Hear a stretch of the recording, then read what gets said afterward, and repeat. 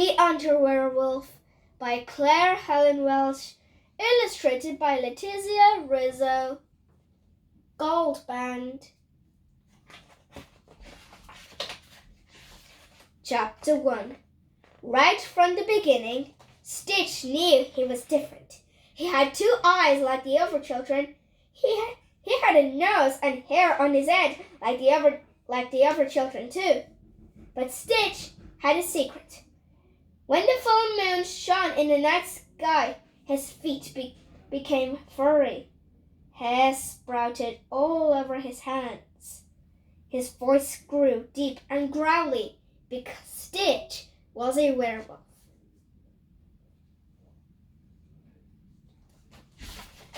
On a full moon, Stitch wasn't tucked up in bed reading a story like the other children. He was outside exploring. On a full moon, Stitch wasn't sound asleep dreaming of bouncy castles and fluffy rabbit tails. He was racing through the forest, chasing beetles and fireflies. Even in the daylight, Stitch stood out. He tried going to school once, but he really didn't fit in. So, Stitch spent his days all by himself. He loved knitting and stitching. He designed the most marvelous scarves. He donned the most fabulous socks. He knitted the most spectacular jumpers. But there's only so many knitted scarves and jumpers one werewolf can wear. Stitch often dreamed of a friend to race and chase and knit for. And when one moonlit night, ow! He heard one. Chapter 2. Stitch couldn't believe his luck. He raced through the forest as fast as his furry legs could carry him. It wasn't long before he found exactly what he was looking for. But Stitch didn't just find one werewolf. He found a whole pack.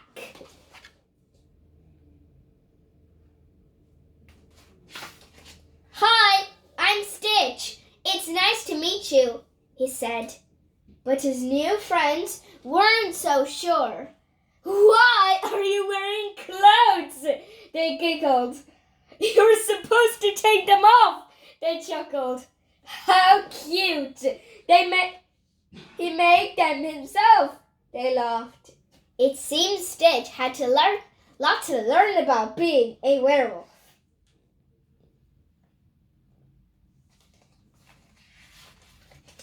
Do you know how to prowl? The werewolves asked. Do you know how to howl? They asked again. Have you ever been part of a pack before? They said. Stitch had to admit he didn't, and he hadn't.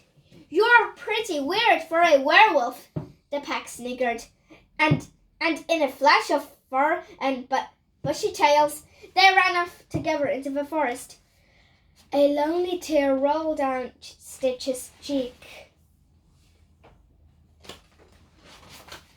He trudged back to his den all on his own. He was so upset. He didn't even notice the pack coming back for him. Are you coming? The werewolf asked. We never leave a wolf behind, even if they are a bit embarrassing. Chapter 3. Stitch spent the month learning everything he needed to know for the next full moon. He had daily prowling practice. Got ya!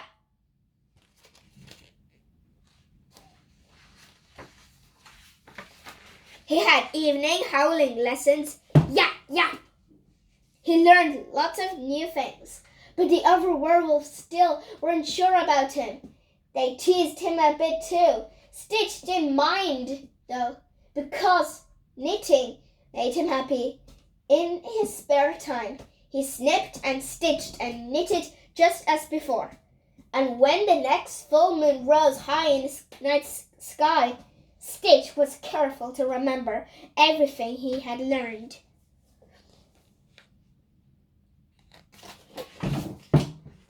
He met the other werewolves in the special clearing in the forest. "Hello, everyone! Sorry I'm late," he called. And this time, he was wearing nothing whatsoever. Nothing except some super stretchy knitted underwear.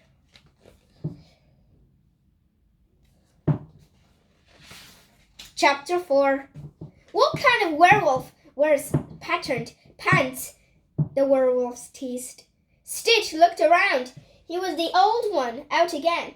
All of the other werewolves had already taken their clothes off and put them into neat little piles, being careful to tuck their socks into their shoes. "And why didn't your underwear tear when you transformed?"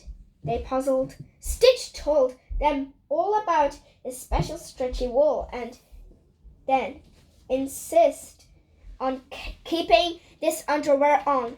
"Who knows where we could end up," he thought.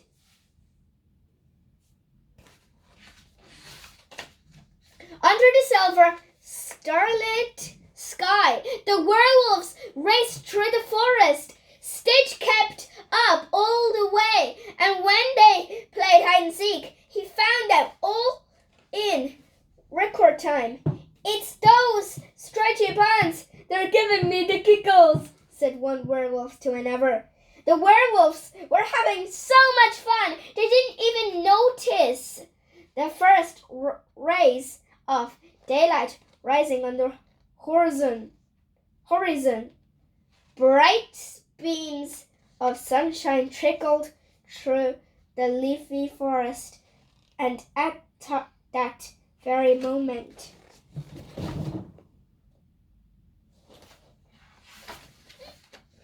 the pack began to change. The fur on their feet disappeared. The hair on their hands vanished. Their voices were no longer deep and growling, but sweet and childlike. Of course, there was a very big problem. They had no idea where they were, and without their werewolf senses, they couldn't find their clothes anywhere. Chapter 5. "Oh no, not again!" the werewolves wailed. This time, Stitch didn't mind being the odd one out. Instead, he felt rather smug, chilly but smug. "You just never know where you're going to end up," he smiled. Suddenly, his super stretchy knitted pants didn't seem like such a bad idea. Maybe, just maybe, all the werewolves needed a pair. That month, Stitch stitched, and knitted more than ever before.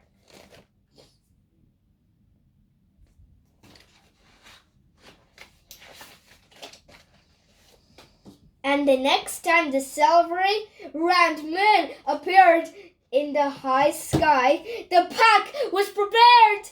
"Hip hip hooray for Stitch!" they cheered. Stitch had to admit they were the wildest designs yet. The underwear wolves celebrated with a party. They danced in the undergrowth and sang amongst the fireflies. They told anyone who would listen about Stitch his stretchy pants. Stitch was so happy. He danced and sang, and then... Ow! He howled. "You can howl!" The pack cheered and everyone smiled, but Stitch's smile was the biggest.